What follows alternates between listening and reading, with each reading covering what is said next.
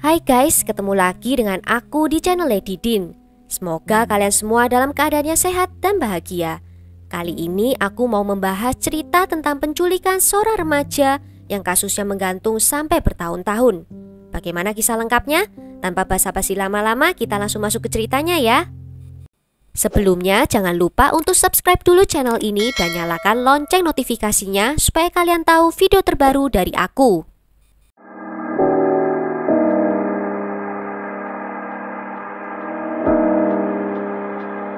There's still no justice. There's still no closure. Until Alexis is found or returned to her family, and I'm free of these charges, there's no closure here. Alexis Tiara Murphy lahir pada tanggal 5 Juni 1996 di Virginia, Amerika Serikat. Orang tuanya bernama Troy Brown dan Laura Murphy. Dia juga mempunyai dua saudara laki-laki bernama Avery dan Cameron. Alexis seperti remaja pada umumnya, menyukai fashion dan olahraga, terutama olahraga voli. Alexis adalah senior di Nelson County High School dan dia juga bergabung di klub voli sekolah, di mana dia juga menjadi kapten tim voli selama tahun seniornya itu. Pada tanggal 3 Agustus 2013, Alexis meninggalkan rumahnya di Shipman, Virginia dalam perjalanannya ke Lynchburg untuk membeli rambut extension. Dia terakhir kali terlihat di pompa bensin Liberty di Lovingston, Virginia pada 3 Agustus malam hari. Saat itu dia mengendarai mobil Nissan Maxima tahun 2003 berwarna putih milik ayahnya. Dan di hari-hari berikutnya, dia dilaporkan menghilang dan pencarian pun dilakukan. Mobil Alexa berhasil ditemukan pada tanggal 6 Agustus di parkiran sebuah bioskop. Dan di tanggal 10 Agustus, polisi mengumumkan bahwa mereka mencoba mengidentifikasi foto-foto orang yang terakhir terlihat bersama Alexis. Dan di hari berikutnya, seorang tersangka bernama Randy Taylor ditangkap. Sebelum menangkap Randy, polisi menyelidiki dia sebagai salah satu dari beberapa orang yang muncul di video CCTV dari pom bensin, di mana terlihat saat itu Randy menahan pintu terbuka untuk Alexis saat memasuki toko. Rekaman CCTV juga menunjukkan mobil Alexis yang berada di belakang mobil dari Randy beriringan meninggalkan pom bensin menuju ke tempat parkir mobil van, tempat Randy tinggal. Kemudian polisi menggeledah mobil van milik dari Randy dan mereka menemukan sehelai rambut dari Alexis di sana. Pihak berwenang juga menemukan jejak DNA Alexis di mobil van itu. Lokasi mobil van itu dekat dengan sebuah sungai, sehingga polisi memutuskan untuk melakukan pencarian di sungai itu.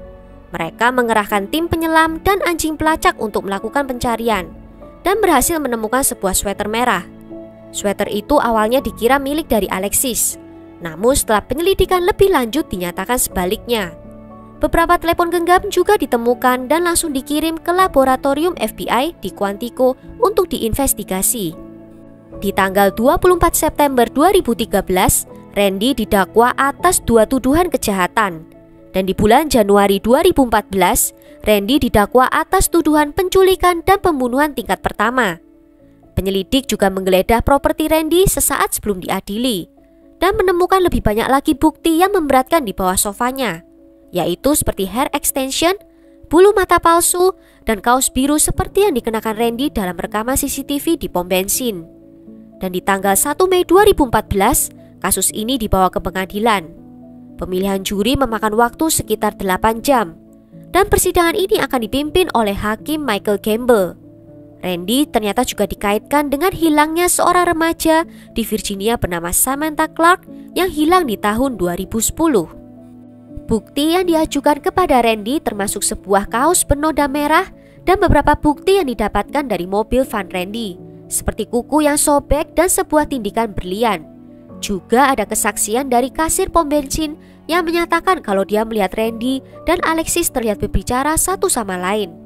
Petugas itu juga mampu mendeskripsikan tato David Duck di leher Randy. Hakim mengeluarkan perintah tutup mulut untuk mencegah aparat penegak hukum dan pengacara berbicara tentang kasus ini di depan publik. Randy mengaku tidak bersalah atas tuduhan itu dan sempat mengubah kesaksiannya di pengadilan. Awalnya dia bilang malam itu dia pergi dengan temannya ke Charlottesville untuk membeli obat terlarang. Namun saat ditemukan DNA dari Alexis di mobilnya, dia langsung mengganti kesaksiannya. Dia menyatakan kalau Alexis mengunjunginya di mobil vannya bersama seorang pria lain bernama Damian Bradley. Mereka berencana untuk menjual marijuana kepada Randy. Dan setelah transaksi selesai, mereka langsung pergi. Randy pun mengklaim kalau Alexis dalam keadaan sehat dan hidup saat pergi dari vannya. Pengacara Randy, Michael Hallahan, berpendapat bahwa penegak hukum tidak sepenuhnya menyelidiki kasus ini dan hanya berfokus pada Randy sebagai tersangka. Tidak mencoba untuk menginvestigasi Damian yang seharusnya pihak terakhir yang bersama Alexis, di mana Damian juga meninggalkan negara bagian tak lama setelah Alexis menghilang. Namun ditemukan banyak kejanggalan dari cerita Randy. Yang pertama, Damian memiliki alibi. Kedua, catatan terakhir dari ponsel Alexis menempatkan remaja itu ada di tempat mobil van dan iPhone-nya yang rusak juga ditemukan dibuang sekitar 20 meter dari mobil itu. Dan masalah terbesar dari cerita Randy adalah dikatakan kalau Alexis pergi dalam keadaan hidup dan baik-baik saja. Dan hal itu dibantah di persidangan. Apa masuk akal orang bisa dalam keadaan baik-baik saja kalau rambut extensionnya, kuku, dan ponselnya tertinggal di mobil van orang lain? Pada tanggal 8 Mei, Randy dinyatakan bersalah atas tuduhan pembunuhan tingkat pertama dan penculikan. Dan selama dihukum, Randy mencoba menawar untuk mendapatkan hukuman yang lebih ringan. Dia mengatakan bahwa ada orang ketiga yang terlibat dan dia akan mengungkapkan lokasi tubuh Alexis dengan imbalan hukumannya diperingan 20 tahun. Tetapi tawarannya itu ditolak mentah-mentah oleh pihak keluarga dan pengadilan. Dan di tanggal 23 Juli 2014, Randy dijatuhi 2 hukuman seumur hidup. Di tanggal 3 Agustus 2015, diadakan acara peringatan 2 tahun hilangnya Alexis Murphy. Balon merah muda dihiasi wajah Alexis yang tersenyum diterbangkan ke langit. Upacara ini dilakukan di trek lari Nelson County High School. Balon dilepaskan pada pukul 19:16. Itu adalah waktu terakhir kali sinyal ponsel tertangkap oleh menara.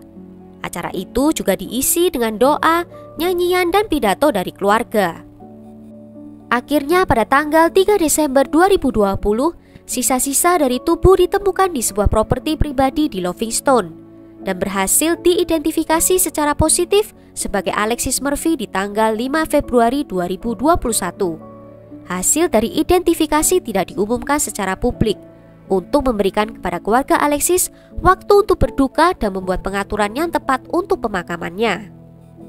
Sebuah acara peringatan diadakan untuk mengenang Alexis Murphy yang hilang hampir 8 tahun. Dan acara itu diadakan di hari di mana harusnya Alexis berusia 25 tahun. Pihak kepolisian berterima kasih ke keluarga untuk kesabaran mereka selama proses pencarian. Keluarga juga berterima kasih ke FBI dan pihak kepolisian karena tidak pernah menyerah bekerja dalam memecahkan kasus Alexis. Dan mereka berhasil membawa Alexis pulang ke rumah. Saat ini Randy Taylor dipenjara di penjara negara bagian Red Onion di Wise County, Virginia. Throughout the years, bring Alexis home. It just means the world to us, and please keep us in your thoughts and prayers. And so, thank you all for being here to spread the news that Alexis is being brought home. So. Well, sekian dulu cerita kali ini, sebuah penantian panjang yang berujung manis. Bagaimana pendapatmu tentang kasus kali ini? Tulis ya nanti di kolom komentar. Akhir kata, terima kasih karena sudah nonton video ini sampai akhir. Sampai jumpa di video berikutnya. Ciao.